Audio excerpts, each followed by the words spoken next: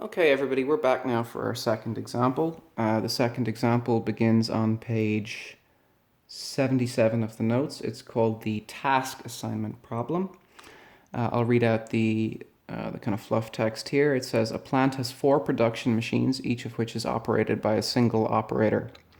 The time in minutes required by each operator to produce a component on each of the machines is shown in the table below. So these here are the operators. We have operator 1, 2, 3, and 4. We have machines 1, 2, 3, and 4. If we look here at the first row, which corresponds to operator 1, he has a 12-minute time on machine 1, a 10-minute time on machine 2, a 9-minute time on machine 3, and an 11-minute time on machine 4. Now what I would like to do is I would like to put him on his best machine, the machine that he is best at. Okay, and we can see here that his best machine is machine 3, okay, the 9-minute time. However, if I put him on his best machine, if I put him on machine 3, then I don't get to put operator 2 on machine 3, even though operator 2 has a better time on machine 3. So I'm trying to not only put each operator on their best machine, which maximizes the operator's efficiency, but I also want the best time on each machine to maximize the efficiency for each machine, and I'm trying to balance this. So my aim here is to minimize total time.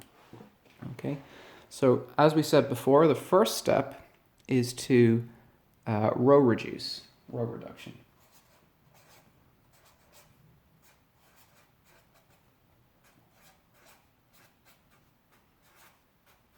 Row reduction. And how does this work? Well, we're finding the relative differences for row 1, which means I find the lowest time in row 1, which is this 9 here, and I'm going to subtract that from everything in row 1. So 9 is my lowest, subtracted from 12, I would have 3. From 10, I would have 1. From 9, I would have 0. And from 11, I would have 2. Now I repeat this for each of the rows. Row 2, the minimum is 5. 5 from 10 makes 5. From itself is 0. From 7 is 2. From 8 is 3. Okay. Row 3 here, we see that the minimal value is 11. If I take it from everything in the row, 14 minus 11 is 3. 12 minus 11 is 1. 13 minus 11 is 2. And 11 minus 11 is 0. Now, I look at row 4 here, the minimal value is 8. I'm going to take it from everything in the row. 15 minus 8 is 7. Okay, 8 minus itself, that's 0. Okay, I have 11 minus 8, which is 3, and 9 minus 8 is 1. Okay, so now I have done row reduction, and as we can see here, every row now has a 0 in it. Row 1 has a 0, row 2 has a 0, row 3 has a 0, and row 4 has a 0.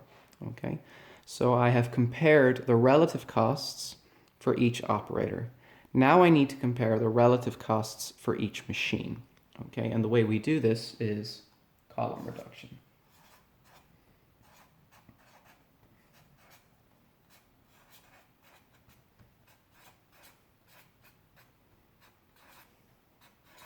Okay, column reduction. So we can see here that in column 1, my minimal cost is 3. It appears in 2 places. So I'm going to take that minimum cost away from everything in the column to find the relative costs. So what do I have?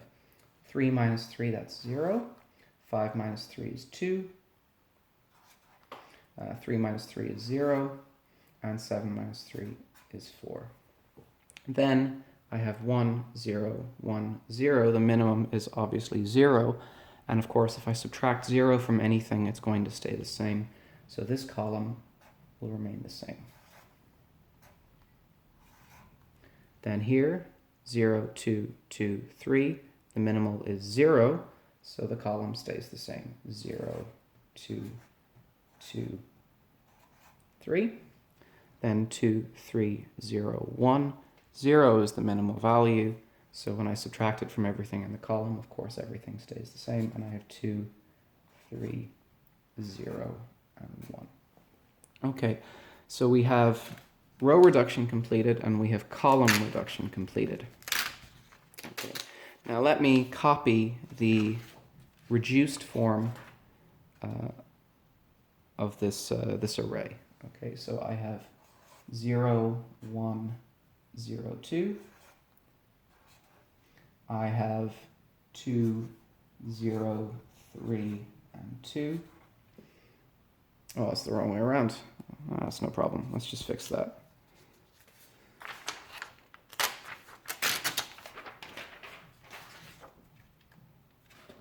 Okay. Try it again. Let's not try to... Let's try not to make mistakes. Okay. So I'll take down that reduced form again.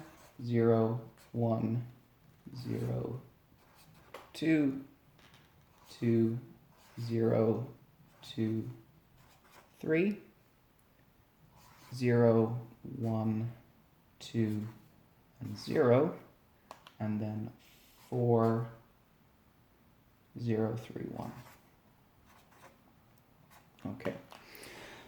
So we have the correct reduced form here now, and now what we need to do is scan through rows for a unique 0. If we have a unique 0, we will strike out a column. Okay, so row 1 here actually has 2 zeros in it. Okay, so I have equally preferable options here for row 1. Row 2, on the other hand, actually does have a unique 0, so I'm going to box that. Okay, and now, since I'm scanning through the row and finding a unique 0, I strike out the column that it came from. Okay. Now I look through row 3. I see that it has 2 zeros, no unique 0. Row 4 has no unique 0. In fact, it has no zeros now. And now row 1 still has 2 zeros. Okay. So I scanned through my rows for a unique 0. I struck out a column. Now I'm going to repeat the process, scanning through columns for a unique 0, and then I will strike out rows. So first column here has 2 zeros. Okay, no unique 0. The second column is taken care of. It's been killed already. I have a unique 0 now in column 3, so I'm going to box it, and I'm going to strike out the row that it came from. Okay, and in column 4, I have a unique 0. So I will box it, and I will strike out the row that it came from. Okay, and we can see here that we have an uncovered area and no more zeros left. Okay, so the minimal value here, smallest uncovered value, or uncrossed value,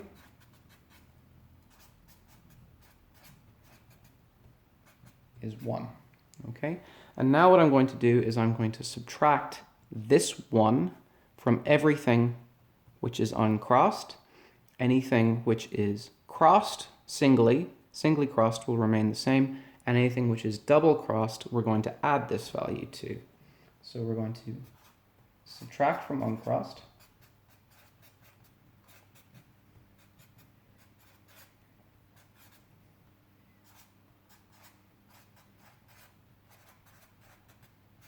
We're going to add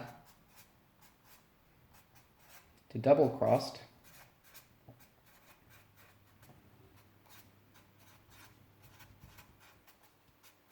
Okay, and I'm going to leave singly crossed unchanged.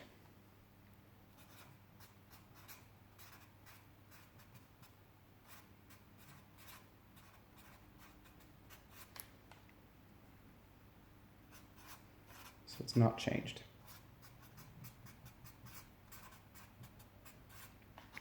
Okay, so single crossed is not changed. Okay, so let's move on here to the next step. Okay, the next step here is that I take this minimal value and I'm going to add it to double crossed. I'm going to subtract from uncrossed, and single crossed stays the same. So this 0 here was singly crossed, and since it's singly crossed, it stays the same. This 1 is double crossed, which means we add the smallest value, which is 1. 1 plus 1 is 2. Okay. Single crossed and single crossed, so they stay the same. Okay. Now, this is uncrossed here, this 2, so we're going to take the 1 away, and we've got a 1. This 0 is singly crossed, it stays the same. This 2 is uncrossed, we subtract the 1. This 3 is uncrossed, we subtract the 1, and I have 2. Now, this 0 here is singly crossed. Okay, singly crossed stays the same. This 1 is double crossed, we add 1. This 2 is singly crossed, it stays the same.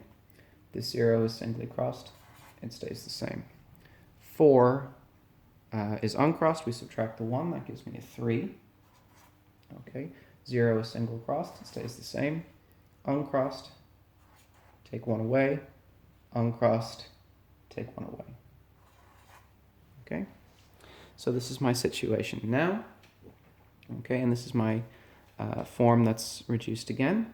Let me just copy that down and we'll start our crossing algorithm. 0, 2, 0, 2, 1, 0, 1, 2, 0, 2, 2, 0, and 3, 0, 2, 0.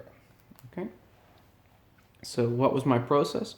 My process is now that I look through a row for a unique 0. Okay? If I find the unique 0, I box and I cross out the column. So I look through the first row, I see I have 2 zeros. I look through my second row, I see, okay, I have a unique 0. So that means I must strike out that column. Okay? Now I look through my third row, I have 2 zeros. And I look through my fourth row, I do have a unique 0 now. So what do? I strike out the column. Now, this first row still has 2 zeros in it. Okay? This second row has been taken care of. This third row now has a unique 0 in it. This 0 that we used to have is now unavailable to us. So now I can find a unique 0 in the third row, and I can strike out the column. And now finally we see here that in row 1, I do now have a unique 0. So I cover it with a box, and I strike out the column. Okay? So that's my crossing algorithm taken care of. And now let's look at the assignment. Okay? So the assignment is that 1 goes to 3, 2 goes to 2, 3 to 1, and 4 to 4. How did I get that? Row 1 goes to column 3, row 2 goes to column 2, row 3 to column 1, row 4 to column 4. And now let's look at the total for each of those values. Okay, let's go back to the original values here. We see that we have 1 to 3, that's 9. I have 2 to 2, that's 5. I have 3 to 1, okay, which is actually 14. Okay, so that's pretty expensive. Okay, 3 to 1, okay, that's 14. Okay, and we have 4 goes to 4, which is 9.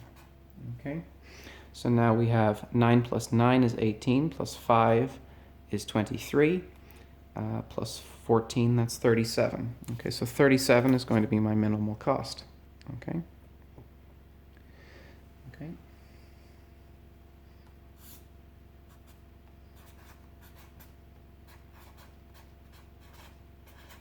Okay, 37 minutes is my minimal cost.